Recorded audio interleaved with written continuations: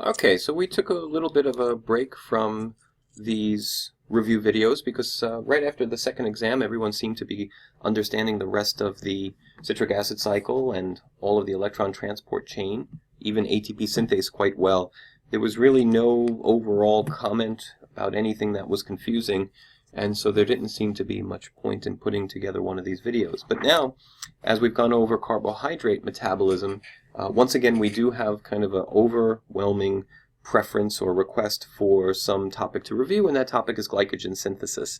So that's what we're going to talk about now. This kind of question came in a few different forms. Many of you said that you just weren't too clear on the role of UTP and the production of UDP-Glucose, why that was important, how it happened, where it came from, and then others talked about glycogen synthesis a little bit more generally. So since they're parts of the same story, we'll just go through it all together. So if we go back to glycolysis itself, we know by now, and the very first thing that happens when glucose enters the cell is that it is phosphorylated to glucose 6-phosphate by hexokinase. And we know this. This is review from very early on when we were talking about glucose metabolism. Now, if step 10 begins to back up because of high levels of ATP, and then step 3 begins to back up because of high levels of ATP, we're eventually going to get high levels of glucose 6-phosphate. And because hexokinase is regulated by feedback inhibition, we are going to essentially shut down glycolysis. But what we kind of fail to realize, perhaps, at first blush with all that, is that in order to shut hexokinase down and in order to turn off glycolysis, glucose 6-phosphate levels are quite high. So what happens at that point is glucophosphate mutase will take glucose 6-phosphate and it will isomerize it to glucose 1-phosphate. So essentially, to put it off to the side here, we're going from, and this is a very rough schematic, but we're going from a glucose molecule that has the phosphate coming off of the 6th carbon, and we're isomerizing that because those levels are so high, to a glucose molecule that has the phosphate coming off of the 1 carbon. So essentially we make glucose 1-phosphate. So let me clear the screen here and put that glucose 1-phosphate in a little bit cleaner. So we have a phosphate group coming off of glucose. This is glucose 1-phosphate. This is a very non-reactive molecule. It has the phosphate on there, so it has a single negative charge. But for the most part, this is a non-reactive molecule. It doesn't want to join up with anything. It doesn't want to be involved in any synthesis reactions. So in order to activate glucose, just like we had to activate acetyl, just like we had to activate some of the other molecules that we've used in our biosynthesis pathways in the past, we have to link it to something that it really doesn't want to be linked to. We have to create a very high energy bond between glucose 1-phosphate and something else in order to make glucose 1-phosphate participate in the kind of chemistry we want it to. So we're going to use UTP for this example, for this process. That's uridine triphosphate. And like all the TPs, it contains 3 phosphate groups. And the first thing that happens is that UTP is going to be hydrolyzed. It's going to be cleaved to UMP and pyrophosphate. Pyrophosphate is 2 phosphates linked together. It's an inorganic molecule. It's simply 2 phosphate groups linked together. And UMP, of course, is uridine monophosphate. So if we clean this up a little bit, now we have uridine monophosphate. Let's represent that a little bit more as a molecule than the shorthand. It is made up of a ribose sugar. The nitrogenous base itself, uridine, is going to be here. And it's monophosphate, 1 phosphate group there. So what happens is that a bond is now going to form between these 2 phosphates. We had a phosphate already held over on the 1st carbon of glucose, and we have a single phosphate on UMP. And these phosphates will engage in a bond together, and they will link. The name of this molecule now becomes U for the uridine, DP for the 2 phosphates that we find on it, glucose, because we are linking a glucose sugar to that molecule. So UDP-G or UDP-Glucose is uridine diphosphate glucose. But that diphosphate comes from a single phosphate group that was donated or contributed by glucose 1-phosphate, and the other single phosphate contributed by uridine monophosphate. So now this is a very reactive molecule, this UDP-glucose. It's going to engage in chemistry that glucose 1-phosphate would not have previously engaged in. So if we imagine a glycogen molecule,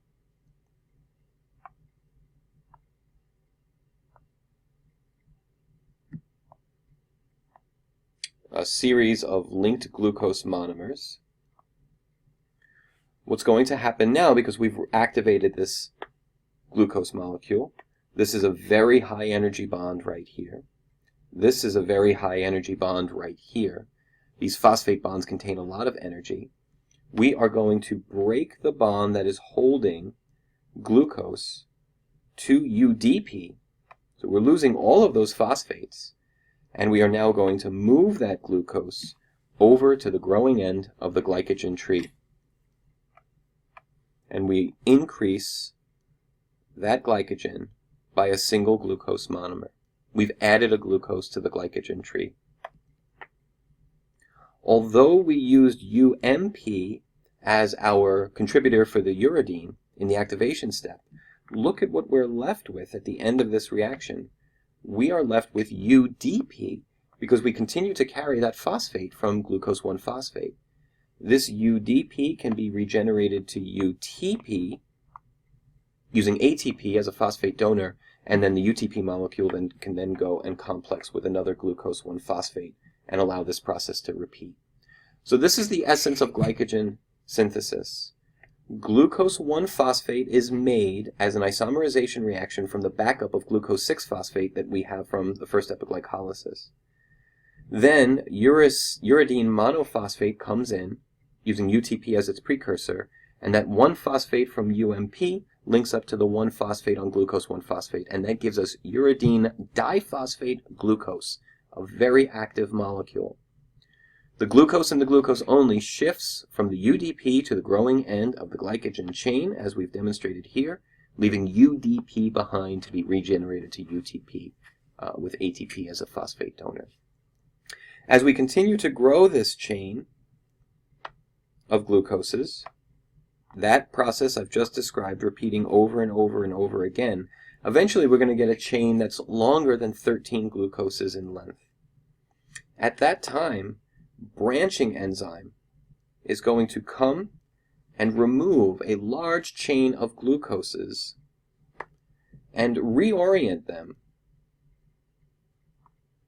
so that they now branch off of another existing chain of glucoses rather than making that one chain longer.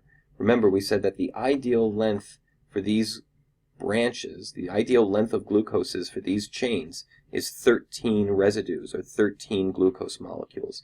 So as soon as a branch gets longer than that, it is shifted to another portion of the glycogen tree, creating a branch rather than lengthening an existing chain. So glycogen is a branched molecule. In many ways, the breakdown of glycogen is the reverse of this. Each of these horribly shaped hexagons is supposed to be a glucose monomer. We essentially do the process in reverse. So an inorganic phosphate, a phosphate group, is used for a phosphorylasis reaction, where this glycosidic bond is cut using phosphate as the cleaving molecule, as the attacking molecule. Because the phosphate was involved in the cutting, that phosphate then links up to the glucose. It shifts to the glucose, giving us glucose 1-phosphate. If we are in muscle cells, and that glucose is going to stay within that cell, it's going to stay intracellular, that glucose 1-phosphate is isomerized into glucose 6-phosphate by glucophosphate mutase, the opposite reaction we started with in this tutorial. And this glucose 6-phosphate is like any old glucose 6-phosphate, and it can enter glycolysis going right into step 2. It'll be isomerized into fructose 6-phosphate and then phosphorylated to fructose 1,6-bisphosphate. Down the line it'll go. If instead this is in the liver, well, we need to ship that glucose out of the cell. And in order to do that, we have to dephosphorylate the glucose entirely, creating free glucose. Free glucose can then leave the liver cell through the glucose transporter, enter the bloodstream, and be shipped to whatever other tissues in the body it's needed. The last part of the story of glycogen breakdown is debranching enzyme. Glycogen phosphorylase, the enzyme that's responsible for removing glucose monomers from glycogen using a phosphate group in a phosphorylase reaction, can only get within 3 glucose monomers of the branch. That's 1, 2, 3 monomers from the branch point itself. So if we use branching enzyme previously to make the branch, now we need debranching enzyme to take this set of 3 glucoses, remove it from the branch, and place it onto the nearest linear chain of glucoses. And I'm going to have one go off the screen there. When that's done, it leaves nothing but the branch point itself behind. That last little nub of the branch itself needs to be removed by yet another enzyme, which we never name in this course. We never give it a name. But there is an enzyme that can come and release that last branched glucose as a glucose molecule that can be metabolized as a cell as well. But for our purposes, once we move those branched glucoses to the end of another linear tree, then glycogen phosphorylase can come in and begin removing those individual glucose monomers as glucose 1-phosphate. And then again, if we're in the liver, the phosphate's removed so it can be shipped out into the blood. And if we're in the muscle cells, those glucoses will be isomerized to glucose 6-phosphate for glycolysis. So in about 12 minutes, we covered quite a bit. We first talked about the role of UTP in making UDP-Glucose. What UDP-Glucose is used for is as an activating step for forcing glucose to be willing to participate in the synthesis of glycogen. So we add glucose monomers to a growing glycogen chain by shifting them from UDP over to the growing end of glycogen. If we get a chain or a branch of glycogen that's too long, that begins to climb significantly over 13 monomers in length, then branching enzyme comes in, cuts that branch off, and places it onto another part of the glycogen tree, essentially creating a new branch.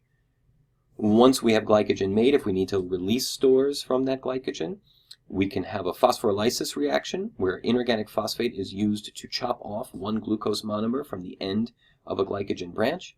That glucose comes off as glucose 1-phosphate.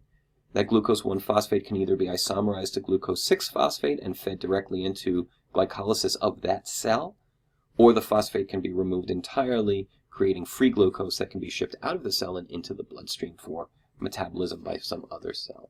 So hopefully this helped to clarify some of the aspects of glycogen from our lecture. And if you have any further questions, of course, you know how to get a hold of me either by email, drop by office hours, or make an appointment.